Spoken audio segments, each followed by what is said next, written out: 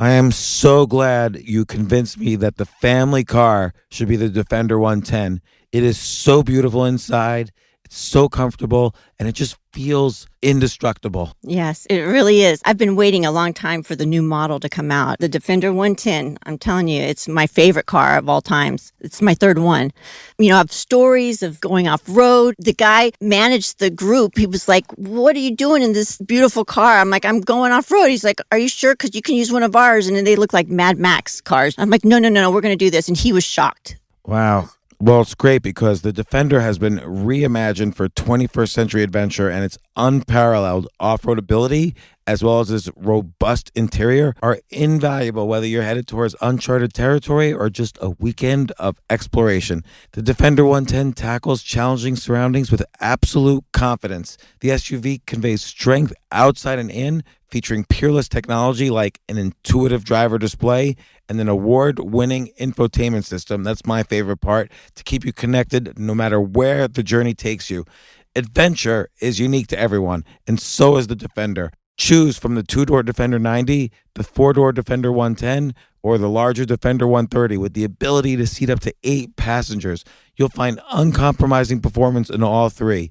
So pack up and go even further with the Defender 110. Learn more at LandRoverUSA.com/Defender. Sometimes it takes a different approach to help you unlock your true potential. Capella University's game-changing FlexPath format helps you learn at your own pace and fit earning a degree into your life. From before you enroll to after you graduate, you'll be supported by people who are invested in your success so you can pursue your goals knowing that help is available if you need it. Imagine your future differently at capella.edu.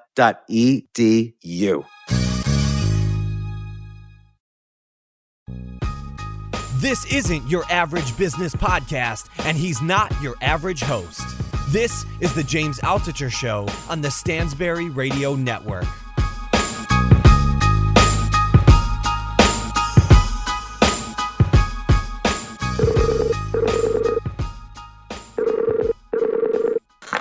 Hello?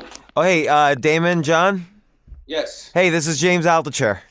Hey, what's happening? Nothing much. How are you doing? I am great. I'm so excited to talk to you about your book, so I'm just going to start. I'm going to get right into it and go for it. Daymond John, welcome to the James Altucher Show. How are you doing today? I am great, James. Thank you for having me. So, Daymond, I'm so excited about your book, The Power of Broke. I actually like the title by itself, The Power of Broke, but you've got a hefty subtitle as well. How empty pockets, a tight budget, and a hunger for success can become your greatest competitive advantage. So, did the publisher make you put on that subtitle, by the way? No, I actually put the subtitle on because I just didn't want the people who look at it and go, the power broke. Oh, I guess Daymond was broke one day, and he's telling me his story. So I didn't want them to think it was about me and not know that it was really about them. Right, because I did read your earlier memoir where you get into your whole story about how you were broke on essentially, selling the wool caps on the streets of Queens and, with just $40 to begin with. So it was your story a little bit, but you expanded it by interviewing all of these other people who had not similar stories, but similar kind of grit and hustle.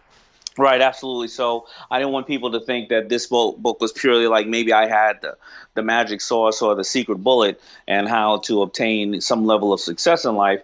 And I went out there and I went and found some of the people that I truly respect in the world, such as Rob Dyrdek, Steve Aoki, Gigi Butler, the queen of cupcakes, and Kevin Plank, the owner of Under Armour, and try to basically find the common thread between all of us that were broke and that we applied something to what we were doing when we were broke, and then we still apply it today, even at whatever level of success we may have.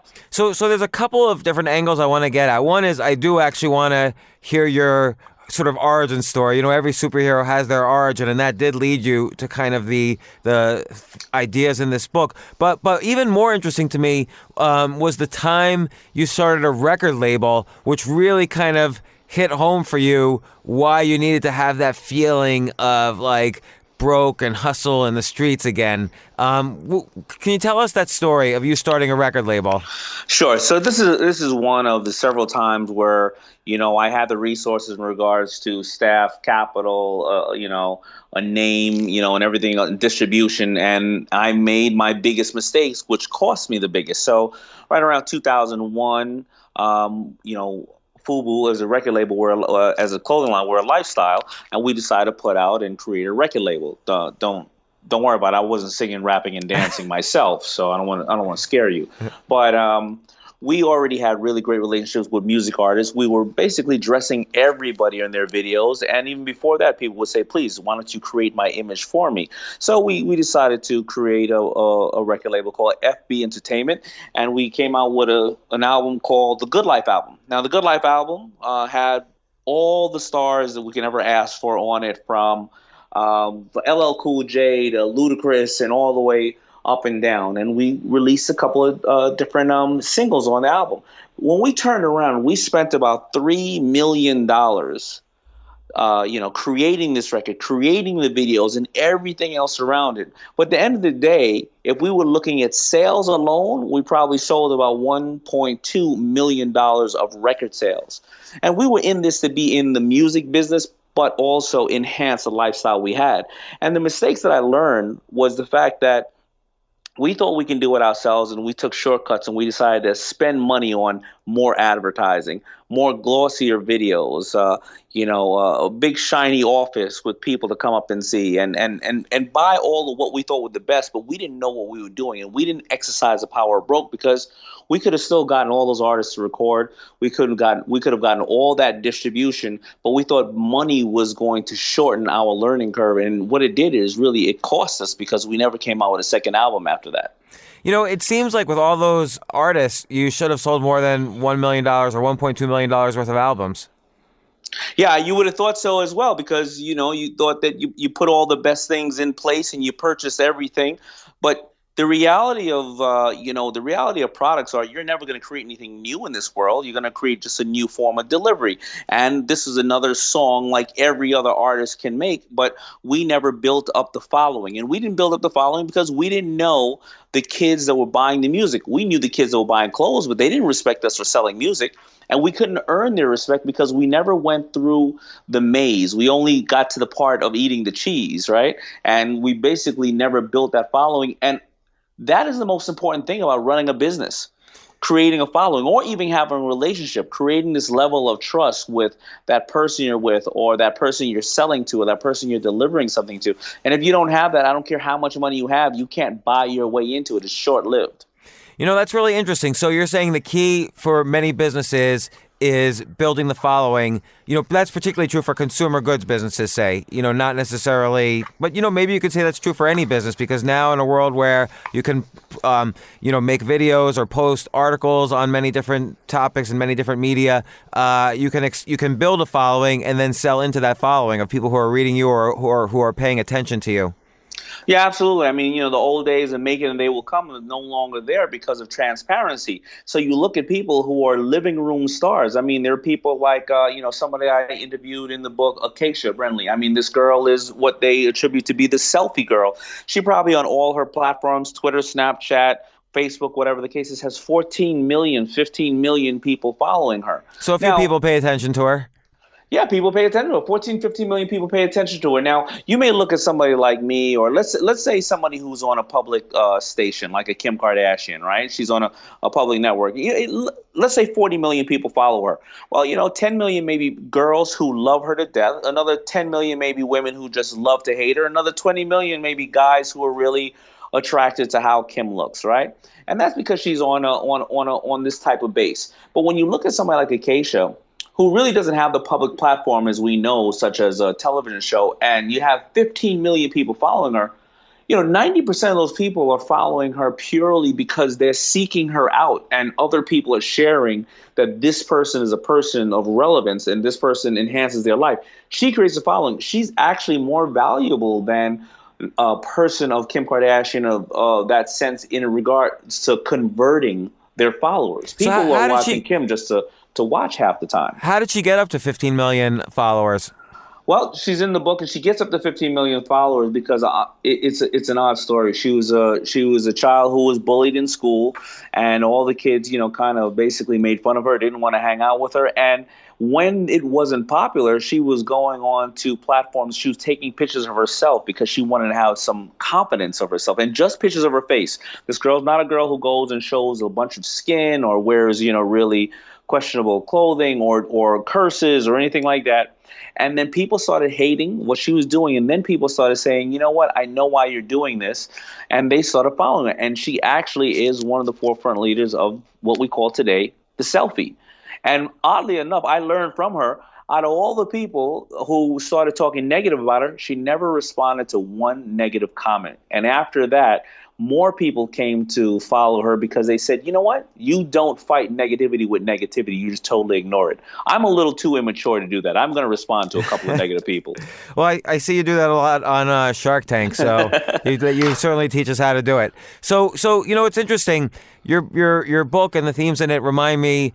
I mean, we're similar age, and in the mid-'90s, I was working a full-time job, but on the side, I was dead broke other than this job, and on the side, I started building websites for record labels. So I did like Steve Rifkin's Loud Records, I did Bad Boy Records, I did Interscope, and your story about the record label reminds me in reverse of Steve Rifkin's Loud Records, because he then started SRC, where he was trying to take the artists and using that to help other companies build their brands instead of using brands to build the artists, or vice versa.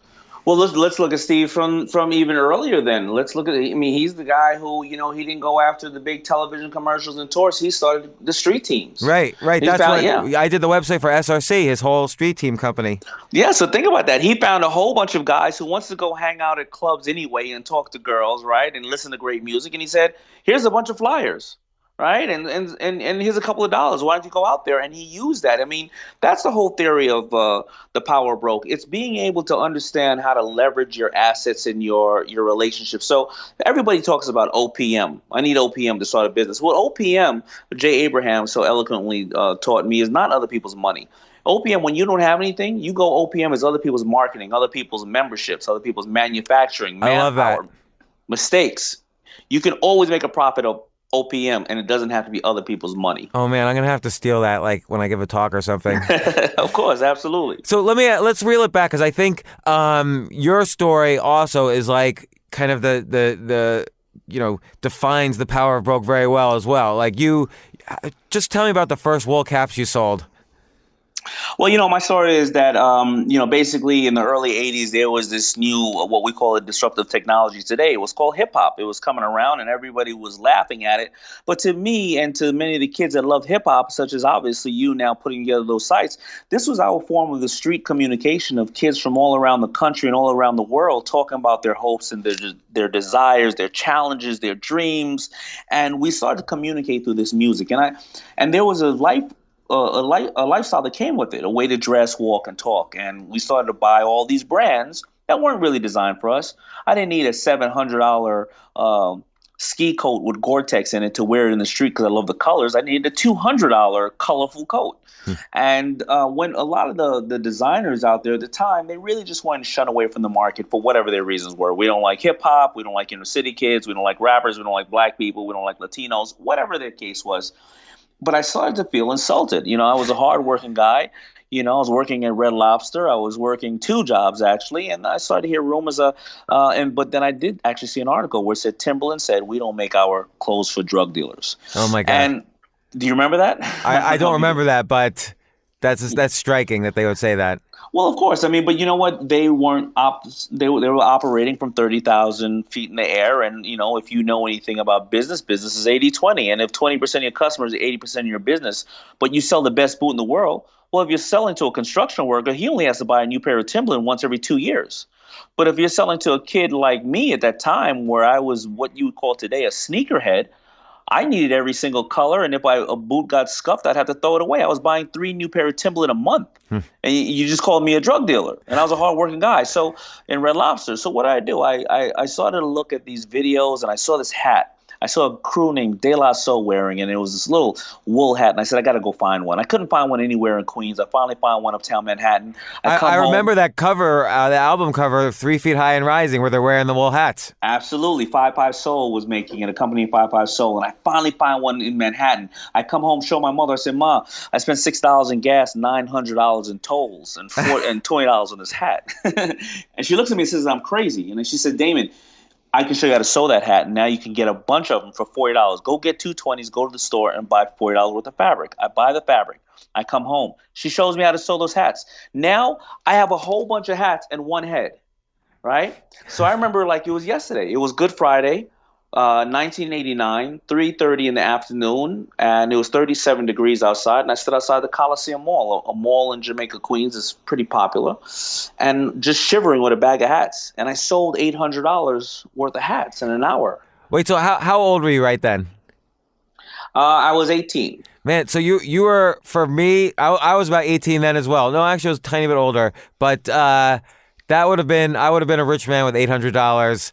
Yeah. So how did you feel like that moment, like this entrepreneurship fire just igniting inside of you? I think it's like a lot of us when we learn that first day we make a sale of something. I was counting $800 of something I made with my own hands, and I sold within a couple of hours. And I said there was nobody in my way. I didn't have to buy this from somebody who will never let me buy it again. I didn't have to look to a store to hopefully beg them to get it. And I made it, and I was in control of my destiny. And the longer I would stay out there, the more money I was going to make. And it just opened my eyes that day. And so did you, like, the next day buy fabric again, so 100 wool caps and keep going? Or what happened next? No, the next hour I went and bought more fabric. And then I went home and I stayed up all night and I did it again and again and again. Now, don't get me wrong. Here's what the Power Broke taught me. The Power Broke taught me that when I raised the price on the hats, I wouldn't sell as much. Or if I came out the wrong day, I wouldn't sell as much. Or when I went up and tried to do that in uptown Manhattan, you know what? They didn't want the wool ones. They wanted made out of silk. And when I tried to do it in Brooklyn, they didn't like those hats at all because they liked the Scully caps. But if I would have sat there and I would have purchased, something or a sales team to go buy it, the sales team is not going to tell me why it didn't work. The sales team is just going to tell me something about why my product is not good enough. And I would have never got that knowledge. So this was in a weird way. I mean, now that all companies do sort of A/B testing on their products, but you were doing it right there kind of in real time. I was doing it in real time. I was doing it every single minute, and I like to see it. I like to see what happened. But to take the story fast forward, LL Cool J lived in our neighborhood. I didn't really know him that well, but everybody started talking about these hats they were wearing around the neighborhood. LL Cool J is obviously an amazing guy, and he's traveling the world. But when he comes back to the hood to know what's going on and get the pulse of the city, he started to say, "What's going on with these hats?" So then I finally was able to go over to him and I asked him, could he wear it and this and that. And we created a relationship. Obviously, I stalked the guy for quite some time. We created a relationship and this guy started to wear my hats and wear my clothes and stuff like the Hey Lover video and things of that nature. If I had $500,000 to take out loans with, you know what I would have done? I'd have walked over to LL Cool J and I would ask him, could he wear it? Can we wear it for a year? And then I would have had to go and buy ads to place it in. That would have cost me $2.5 million by the time I was done. So having money would have actually hurt your business. It would have killed me. I would have taken out a loan for as much as I possibly could. And every single time I had an injection or capital, I would have looked to somebody else to be able to wear it instead of just beg him, make sure everybody around him was wearing it who loved it and make him feel like he was the outsider.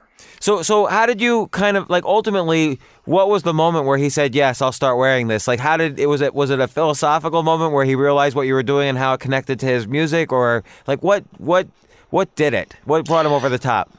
The moment was when I kept coming by his house and he would say, I like it or I don't like it. He'd wear a piece here and there, but then he goes out and there was always a movement and a following, and people would say, man, you're wearing the FUBU stuff too. Yeah, I have some of it. This stuff is great. This stuff is great. And then we got to the point where I said, I need you to can you be a spokesperson? Can you take a picture for me so I can do something with it? And he thought about it for a while and he said, you know what? I'm only here because I've created movements where these kids follow me and these kids respect what I'm doing, and I have to pay it forward. And you guys are not going to stop. You guys have a movement. I like the stuff. All right, I'm going to do it for free. And if you ever get anywhere, you take care of me. Well, it's so funny because then in one of his videos, he says FUBU, for us, by us. He basically, you and him created this slogan, which really, moved a generation of kids. No, well, better yet, he didn't say it in his video. You know who he said it at? He said it when the Gap said, I want to try to buy into the hip hop community. And they tried to take a shortcut instead of, getting a SRC or people who are knowledgeable about this market, or getting guys like you to work with them and say, yo, this is how you go about it. They said, no, let's just hire a bunch of rappers and put some rap commercials together. So they hired LL Cool J. He didn't really like the way that he felt that they spoke to him. He felt that they were they weren't appreciative about our culture. And he put in a Gap ad, for us, by us, on the low. And the Gap ended up spending $30 million airing a FUBU ad. So this was, again, like the philosophy of reaching out to your community, your following, and of course finding like a leader in the community like LL Cool J to best spread that message. And then he's able to leverage these huge brands like the Gap to kind of even leverage it further. They spent $30 million on the commercial, which is, again, money. OPM, other people's marketing. So far, let me just tell you what I have so far. So I have like kind of community, / your following that you're reaching out to. You're testing. You're constantly testing on the street. You built your network like by contacting guys like LL Cool J, who then used his network and so on. And then OPM, other people's money, other people's mistakes, other people's every M you could think of. So I'm getting the rhythm here. Yeah, absolutely. And I don't want people to think that we should start off with LL Cool J. 2 years before LL Cool J, we were selling to whoever or giving or talking to whoever the influencer was in the community. And there's hundreds of them.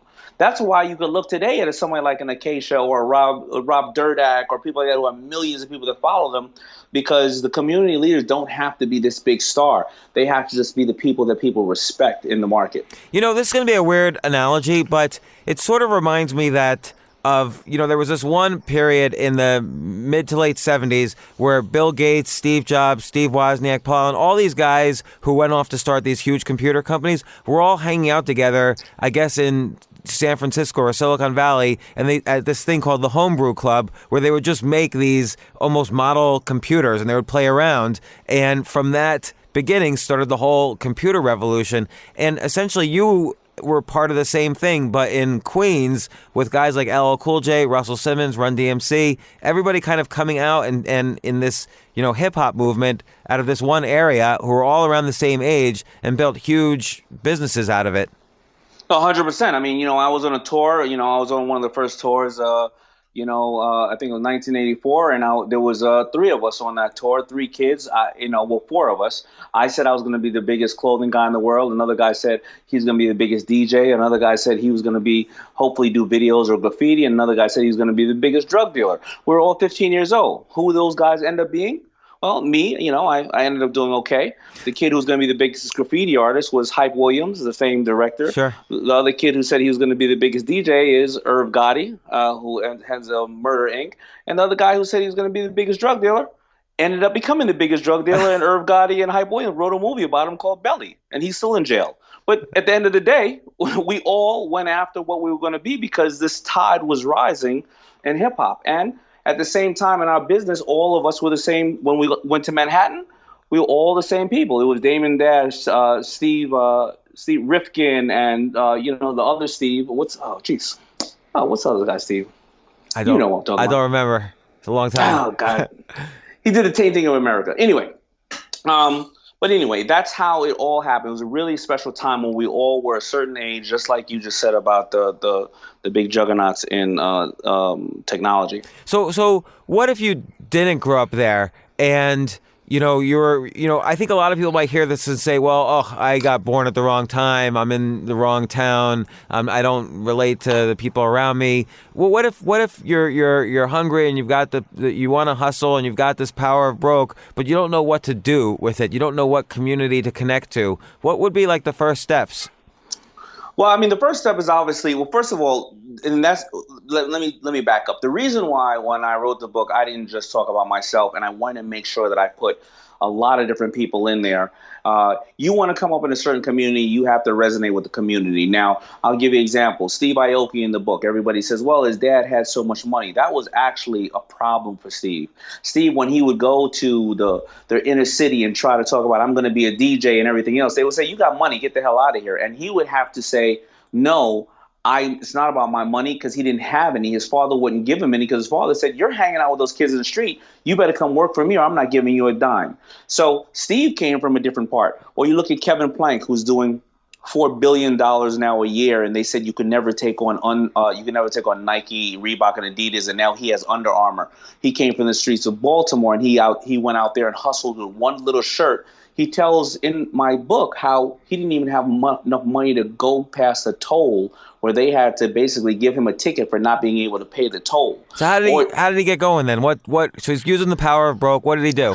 He basically took this shirt that he found, this fabric, and he went and put it on every player that he could, because when he would go into the locker room, these guys are wearing this a sweatshirt that was drenched and felt like 30 pounds of water because it was drenched. So he went and found somebody to make a shirt on 33rd Street in Manhattan and bought 10, then bought 100, then bought 300, then took out a loan, then lost all his money, then did it again. And not a big loan, a small loan, because all entrepreneurs that are successful take affordable next steps. They don't go and mortgage the entire farm on the first bet they have. So, and also I like how they mitigate risk too. So because they're playing they start off in a small space, 10 shirts, then 100 shirts, and so on. They don't want to take risks on those 10 shirts, on those 100 shirts, where they're laying out initially at least their own personal money. Like you needed to sell those 80 wool caps initially.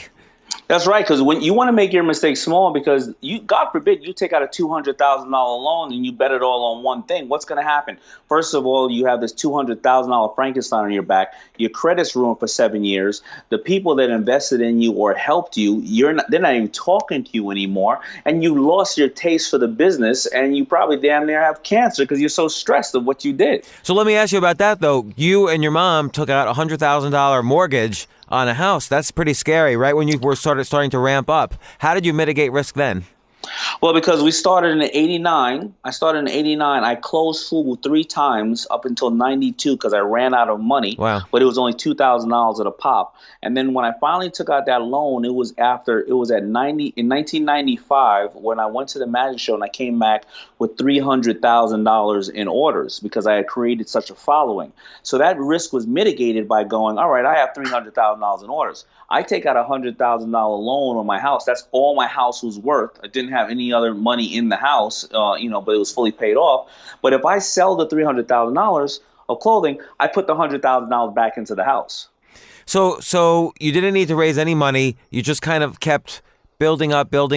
Eventually you brought in investment partners, but they moved into your house with you. Absolutely. So I still needed, other people's manpower because you want to bring on people that you're going to work with at the early stages. Because if you operate with the power of broke, unlike people just looking for another check, we all have employees, right? Or people we work with, and they're going to do whatever they need to do to get that other check out of you. When you're operating with a like-minded team who have the same goals in mind and they're not getting paid, you're now displaying the character of these individuals. You're knowing who's going to work more. You're knowing who's going to jump ship. You're knowing who's going to make excuses. And when you don't cloud it with money and you do it with the power of broke, it's a mentality. Remember, being broke is temporary. Poverty of the mind is permanent. So you have to just act like it's power of broke. And you know what? I use power of broke mentality now more than ever before. In what way? What way did you use it today or yesterday? Today, listen, I use it every other week with another Shark Tank company. I don't say, well, listen, take the $200,000 and just run off. I go, how much are you getting the goods for? Well, why don't we go on why don't we take out some ads on Facebook for $200 here? Let's take out 5 different ads with totally different copy. And we're going to spend $200 on each one of the ads. Now, when all 5 of the ads come back, if ad number 1 gets 7 responses, ad number 3 gets 2 responses, ad number 5 gets 19 responses, we're going to go and start doing ad number 19 again and again and again. And we're going to then take that and see how that works. And then we're going to go into another social media platform and see how that works. And then we're going to go and open a kiosk for 1 month in the mall for $5,000 instead of a store for $200,000. And we're going to see how it's going to sell there. And we're going to keep doing that. We do that every day, all day. And how did I do it today? How do I do it exactly today? With how I'm calling up to you and I'm asking you, hey, can I get on your podcast? Well, Hey. and I really appreciate that too. So let me ask you, Steve Aoki, because that story still fascinates me as well. Like, he basically was taking on tiny $100 gigs, and now what does he make? Like $30 million a year DJing? Makes $30 million a year DJing, and everybody would say, well, that's not hard. That is hard, because you know what? If everybody in the world can play a record, how hard is that, right? Because your competition is more than ever before. And so you look at a Steve Aoki, and this guy absolutely, then he goes and starts caking people and life rafts, in the crowd and jumping, and he's creating more and more and more following. If you say, why don't you go do a Steve Aoki jump, people know what that is immediately. And so how did he kind of parlay those small gigs into, huge success? Well, he went out and then he started going and throwing basically almost rent parties. Then he started printing his own records and his own tapes, and he started going out of his trunk. It's the same as, we look at Cash Money, the same story.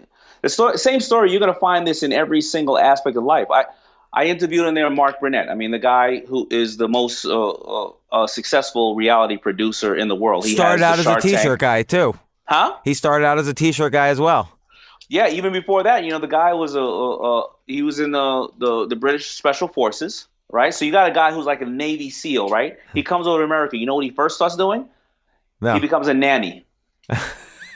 Think about that. You got a British Special Forces guy as your nanny. Then he starts to do T-shirts on Venice Beach. And then he starts to go out there and he starts to try to access some content to sell it, and then go out and start reality show. And I remember somebody told me the story over at ABC that the first day they saw him shoot a reality show, he came with 8 cameras. Before that, it was just one little camera, and everybody was treating it like a demo tape. You know what I mean? And he stepped up his game. So he always learned to shift, and now he's the most powerful guy in regards to reality television. So that learning to shift is interesting, going from, nanny to T-shirts to reality. Like, I think that's a key skill to learn. People always think about, I have to find my one passion, but that might not be the case. There might not be one passion. Absolutely. What is you know what? The first person we have to convince is ourselves. What is your passion? There are some people who love to concentrate on one business, and you look at somebody like a Richard Branson who will clearly say, I have 300 businesses because I got bored of every business fairly quickly, right? But the love and the passion he has is something about the actual challenge of the business. People always think you need money to make money. If you need money to make money, then why is over 65% of the Inc. Top 1,000 or the Forbes 1,000 people who came from nothing? They were all broke. If you needed money to make money, that means the whole Forbes list and Inc. list would just be people who inherited money. Right. So another story from your book, Gigi Butler, Cupcake Queen. Absolutely. Gigi Butler, the Cupcake Queen. This woman was out there, I think she was cleaning, she was cleaning toilets, I believe, at the time. And she goes out there, and she opens one location. And now she's like the Cupcake Queen. Gigi Butler has, I think, she's doing over $35 million in annual sales. And this was a woman that was just cleaning homes every single day, just like many of our hardworking men and women out there in the world. So she didn't have any access to celebrities or a famous last name. She just had a drive, a passion, and she sold it one cupcake at a time. And she took affordable steps forward, and she went out there and zigged when everybody zagged. So I like that too, affordable steps forward, as opposed to like having a little bit of success and then raising 20 million, sort of Silicon Valley style right now. Absolutely. You know what? I remember a great saying by Mike Tyson. He said, everybody has a game plan until they get punched in the face. right? And you look at business, and life are the same as fighting, as a contender. You're the contender and life is the champion. If you sit there and think that you're going to come out today and take out a great loan and fight Mike Tyson the first fight, then I think you need to warm up a little bit, because by the time you get punched in the face a bunch of times, then you know how to take a hit. Then you know what to do. I think you're dead then. Exactly. Even now, me versus Mike Tyson, I think I'd be dead. But yeah, well, then at that point, you know what? You've learned enough to know how to act like you're sick that day of the fight and run. Right. Well, so let me ask you then, it sounds, when you're telling these stories, it makes me really excited, and it sounds very almost romantic and exciting. Oh, I'm going to be broke and scrappy and build up and one cupcake at a time. But it's really painful also. Like you said, you said you shut down FUBU, 3 times in 3 years. Like, it's really painful to also land on your face and not know how you're going to get back up again. Like, how did you know you could get back up again? Well, I think that you bring up a good point, that it's romantic the way I'm talking about it, but I do want to really acknowledge that obviously resources give us a couple of things. It gives us, it saves us, in regards to having to take the dangerous way home. It helps protect our families. It gives us a way to eat and good medical and things of that nature. So don't get me wrong, I'm not glamorizing the aspect of those who have are in a temporary situation and not having resources. But what it does is it gives you basically the learning and the process, and it makes you appreciate more what you've gone through. There are going to be plenty of times that we're going to have to stop the business and or what we're doing, but we can recover. And that's why I said that I had to close the business 3 times. But if I would have made one big purchase, I would have never recovered from it. And what I learned every time I closed the business or slowed the business down, other people call it failure. I won't call it failure. It's part of the process. And what I learned during part of that process was, do I want to start it back up? Is this something I miss? Is this something other people miss? I started it back up every time that I closed it down because people kept calling me. The business was calling me. But we're not going to get an A on every single time that we open a business. Prior to that, I was a van driver in Queens. I had a little livery service that I was doing for 5 years. I was working 18 hours a day, and I realized I was only working 18 hours a day to pay off the tickets on my van and the gas and the maintenance, so I wasn't making any money. But I learned that. And when I took that to FUBU, I started saying, if we're not making money, it's not worth doing anything. If we don't see a clear level of profit, it's not worth doing anything. So I took every single failure that I've had and I brought it forward to hopefully one day I would, find success. It's kind of funny when you bring it up that way of looking at your personal P&L. A lot of people live paycheck to paycheck, and it's because they have. Let's say they view their jobs as a business instead of a job. Their business is really just breaking even because they're not making a profit enough to save. Do you think that sort of indicates that more people should be trying this approach of essentially? This power of broke approach, hustling, building up, making your own kind of profits out of what you do and your skills that you learn and so on. Absolutely. So you're taking, listen, you're supposed to look at yourself before you have any business. You're supposed to take inventory of yourself. Your assets are what feeds you. Your liabilities are what eats you. And assets and liabilities can be time, energy, education, friends, the location, your way of thinking. And you have to do that and take inventory of yourself. But if people really think about it, I don't care what they've ever done in their life. Has money ever been the end all solution to it? Have you gone and found a great guy or girl that the relationship was based on money? You took the girl out every single day. You bought her shoes as many times as you can. All of a sudden, when things go wrong, you don't have the money. Is the relationship really there, or was it based on money? I think that happens to me every decade of my life. It might be, but even let's look at education. You can buy an education at Yale. There's one way or another to get into Yale. It doesn't mean you're going to leave there smarter than you walked in if you don't show up. Right. So it doesn't matter. At what time did money ever get us any kind of advancement unless I can't even think of the time that it was energy and effort and strategy before and the money came after. That's totally true. Money is like a byproduct of those things you just mentioned. So I totally believe that. So let me ask you this: how did you get on Shark Tank? Because I want to tell you something. I get my kids every Shark Tank episode. I have 2 kids, 16 and 13, 2 girls, and That's I'll great. pause it throughout the show and say, okay, who's gonna invest in this, or who's gonna try to invest in this, or how much is the entrepreneur valuing his company? Just to get them started with the math. And they always. They know when you're going to bet on something. If there's like something clothing related and you're looking a little friendly towards it, they have a pretty good sense of when you're going to invest in something. You do a lot of consumer products, things that you can relate to. How did you get on Shark Tank? Well, I'm glad that they. I'd rather they watch they Shark Tank than go to school, to be honest. I know. I bet. Make sure they don't call any of the new contestants to give them any of my telltales. They're probably really good poker players. Oh, they're totally ready. If a contestant cries, forget it. They know which of you guys are not investing and so on. Okay, we already know that's Barbara. But so listen, I think I was doing shows such as Donnie Joyce and things of that nature, and this goes back to the power of broke. People wanted me to go out and write books. In the past, I have 2 previous books, Display of Power and The Brand Within, and people wanted me to write books about my cars and women and celebrities and all that stuff. And I said, I'm not doing that. I got to pay this thing forward.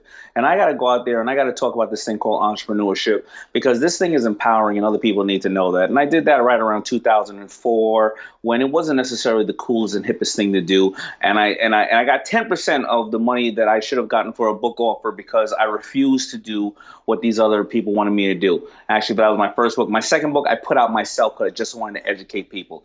And then I started going on shows like CNBC, MSNBC, and Donnie Deutsch. And I started trying to go out and educate people. Well, all my friends and all those celebrities laughed at me. Why are you going out and doing this? I said, I'm paying it forward. Well, Daymond, you should be on some big reality show. I don't want to do all that.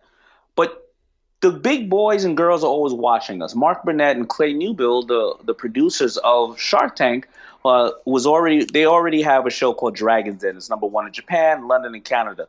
They said, we want some guys on the show who know about branding, who have a couple of dollars, and who are smart. So they called me up and they said, hey, I want you to do the show. And I go, okay, well, I think I'll do it. I said, who else is going to be on it? They said, oh, well, look, talking to this guy, that guy. Oh, this guy named Mark Cuban. I said, now you just telling me some Hollywood crap. I said, Mark is on TV more than God, and that guy has a bad attitude. And why would he ever do something like Shark Tank? I said, but it's a free trip to LA. I'll come out there, and hang out with a couple of my friends. We filmed the show. We don't think the show's ever going to last past season 1. Mark Cuban comes on season 3, and there it goes. I mean, it's just history. And Shark Tank itself is almost like a startup. It got moved around. It got turned down by 4 or 5 networks. It finally got to Mark Burnett. Then they put on a bunch of people that nobody knew. Nobody knew any of us besides Mark Cuban after season 3. All the networks said, no, we want you to put on big celebrities. Mark Burnett said, no, because celebrities are great at what they're doing, but I don't believe they're going to, and the public doesn't believe that they're going to go and roll up their sleeves and get into a factory and start working. It's not going to happen. And the networks wanted to drop it. But he stuck to his guns, and that's what happened. And America said, this is real. And that's what happened. So what are the things you look for as a yes or a no when you're looking at, Shark Tank contestants and deciding whether to invest in their companies? The first thing I look at is the person. The thing that is always more important than the number is the person. I look at the person, do I like this person? And that's why the Power Broke works, because I don't care. Again, you're not going to make any new products in the world. You're just going to be someone who's going to have a different form of delivery. So I look at the person. Then I look at how many times has the person failed? Because I don't want to use I don't want this person to use my investment as tuition. I want this person to know that what they have done in the past works, it doesn't work, and how we're going to make some money together. Then I look at, is the business scalable? And I think that you brought up a very good point earlier. When somebody is working to break even. Well, you know what? If you have a good company and you're doing $500,000 a year in business, but you're only working 3 months out of it, and you're putting $200,000 in your pocket, do you really want to take that business up to $3 million and you're going to have to work all 12 months of the year, and you're going to have to split it in half and have to listen to me calling you every day saying, where's my damn money? Which one is a better quality of life?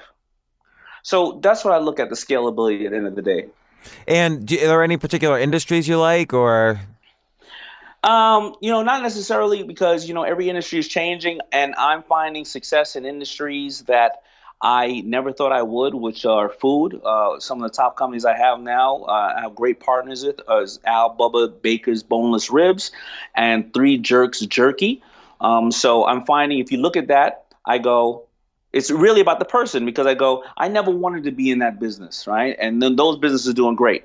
But then you look at a business that I really hated being in is socks.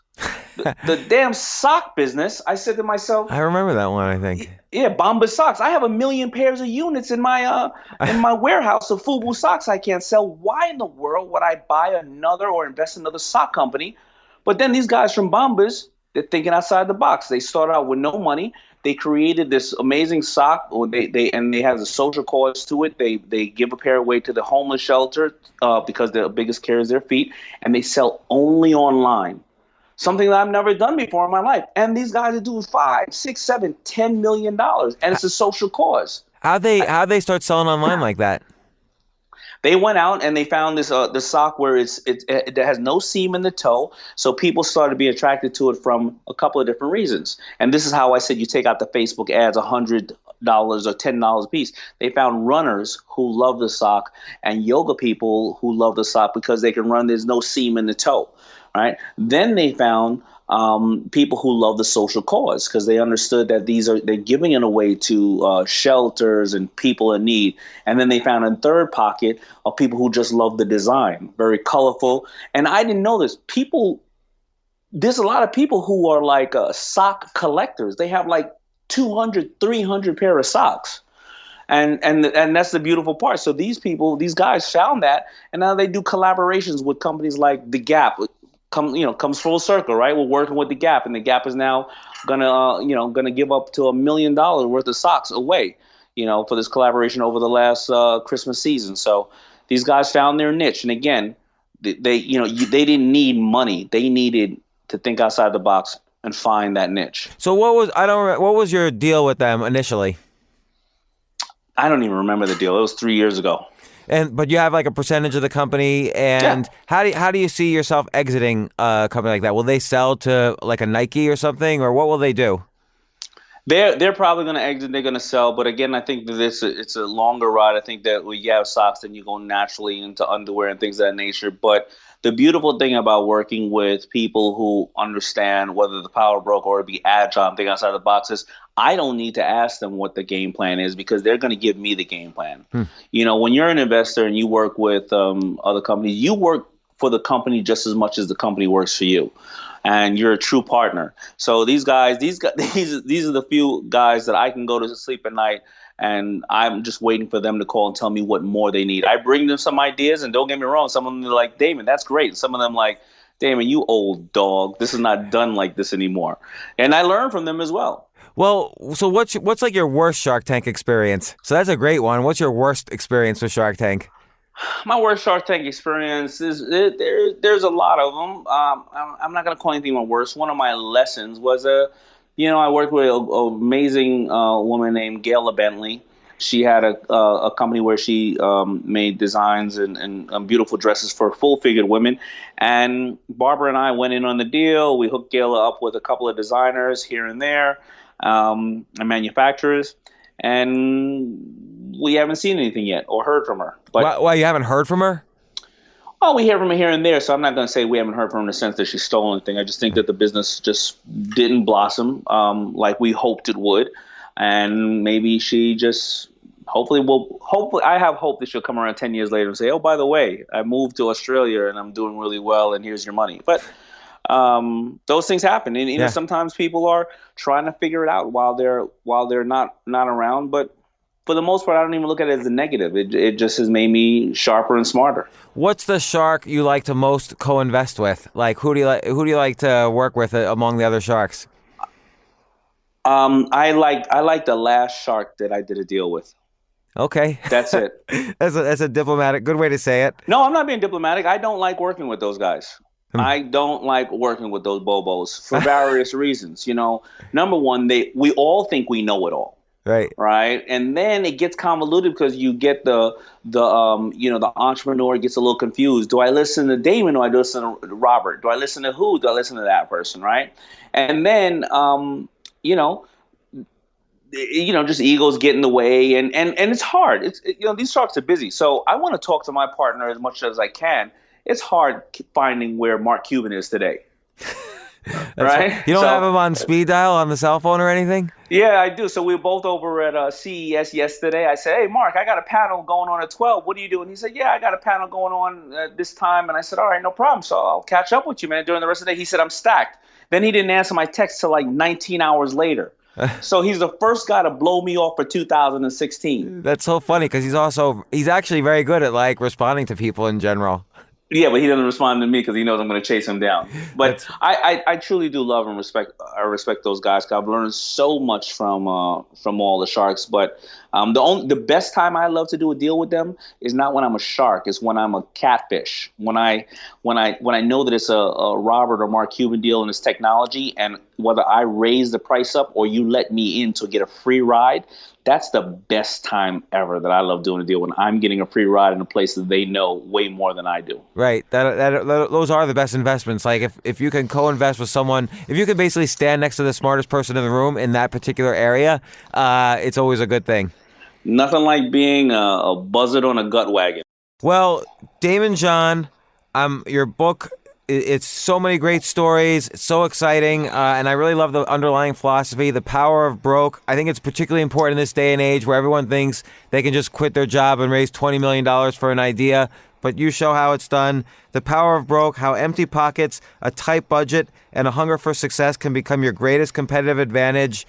Best of luck on the book and on Shark Tank and on everything you're doing. And thanks so much for coming on the show. All right. Thank you for having me. And thank you for everything you do as well. I mean, you're really empowering a lot of people. And make sure you don't let your daughters, get a hold of any new contestants come on the show. That's a great business for them. They're going to be Shark Tank coaches. I know. Don't do it. All right. Thanks, Daymond. All right. Bye. For more from James, check out the James Altucher Show on the Stansberry Radio Network at stansberryradio.com and get yourself on the free insiders list today.